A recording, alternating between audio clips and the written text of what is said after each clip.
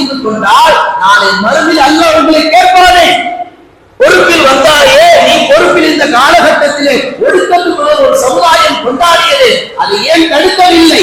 இதற்காக அனுமதி தந்தாய். ரசூலுல்லாஹ் செய்தார்களா, சஹாபாக்கள் செய்தார்களா என்று அல்லாஹ் கேள்வி எழுப்பினால் நம்மகிட்ட இன்னும் பதில் இருக்கு. உமர் ரலியல்லாஹு அன்ஹு சொல்லி காமிக்கிறாங்க, ஒரு முறை ஹஜ்ஜுக்கு போகும் பொழுது ஹுதைபியா உடன்படிக்கையில பெருமானார் ஒரு இடத்துல என்ன செஞ்சாங்க, ஹுதைபியா உடன்படிக்கை செஞ்சாங்க.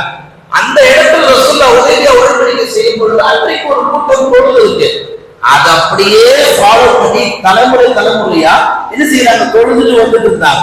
உமர் ரலியல்லாஹு விசாரிச்சாங்க, இந்த இடத்துல ரசூலுல்லாஹ் உடன்படிக்கை இருக்கும் பொழுது தொழுதார்களா? அன்னைக்கு தொழுறாங்க. அதுக்கு அடுத்த முறை தொழுது இல்லை. விசாரிக்கும் பொழுது அது சம்பந்தப்பட்ட ஒரு சஹாபி சொல்லி காட்டுகிறார், என் தந்தை அந்த உதவியா உடன்படிக்கையில கலந்து கொண்டால் அதுக்கு அடுத்த வருடம் நான் போய் பார்த்தேன், அந்த இடத்துல எந்த மரமும் இல்லை. அங்க ஒரு இறந்த மரம் இருந்துச்சு, அது பறக்கத்தான மரமா, அந்த மரத்துக்கு தொழுக நல்ல நன்மையா என்று ஒரு சில தப்பான கண்ணோட்டத்தில் அன்றைக்கு விளங்கி இருப்பாடு தொழுகை செய்தார்கள். உமர்லாத நல்ல தீவிர விசாரிச்சு அங்க அப்படி தொழுகாம இல்லையான்னு விசாரிச்ச பிறகு உண்மை இல்லை தெரிஞ்சதுக்கு முன்னாடி உமர்ல அவர் உத்தரவு போட்டாங்க, அந்த மரத்தை வேரோடு அறுப்பிடுங்க, அங்க மரமே இருக்கக்கூடாது. இன்னைக்கு அந்த மரத்தை விட்டு இருந்தா இன்னைக்கு என்ன செஞ்சிருப்பாங்க, இன்னைக்கு வரைக்கும் அங்க சில மக்கள் கூட்டமாக தொழக்கூடிய ஒரு தவறான கண்ணோட்டத்துல உருவாகி இருப்பாங்க.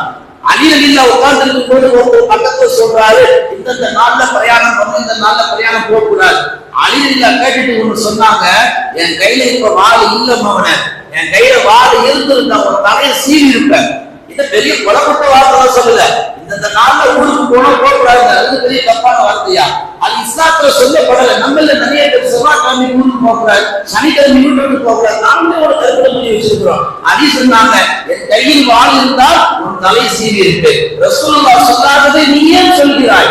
இப்படி ஒவ்வொன்றாக இந்த உம்மத்திலே ஒழுக்கத்துக்கு என்ற பெயரில் குறிப்பாக பெண்கள் அன்றைய நாளில் வீட்டை சுத்தம் செய்வது, துணிமணிகளை அடுக்குவது, பழைய துணியை தூக்கி வெளியே போடுறது, வாய்களை கழுவி சுத்தம் போடுறது, வீட்டை நல்லா சுத்தமா வச்சிருக்கிறது, நல்ல பூரியாம சுத்தம் வச்சு பாத்தியா ஓடுறது, இப்படி தேவையில்லாத மார்க்கத்தில் இல்லாததை நீங்களே செய்யுங்க. நாளைக்கு உங்களுக்கு பிறக்கக்கூடிய குழந்தைகள் தவறை தொடர்ந்து செய்தால் நீங்கள் போகும் இடம் நரகம் சொன்னால் அவர்களும் உங்களுக்கு பின்னால் அங்கதான் வரணும். நல்லடியார்களே, எத்தனையோ தெளிவான சான்றுகள், ஹதீசுகள், ஆயத்துகள் குர்ஆன்ல இருக்கு. சஃபர் முஸிபத் இல்லை என்பதற்கு ஒரே ஒரு வசனம் போதும். அல்லாஹ் சொல்வான், மா அஸாபக மின் ஹஸனத்தின் ஃபமினல்லாஹ். உனக்கு ஒரு நல்லது வருதுன்னா ஃபமினல்லாஹ், அல்லாஹ்ட்ட இருந்து வருதுன்னு நினைச்சுக்கோ.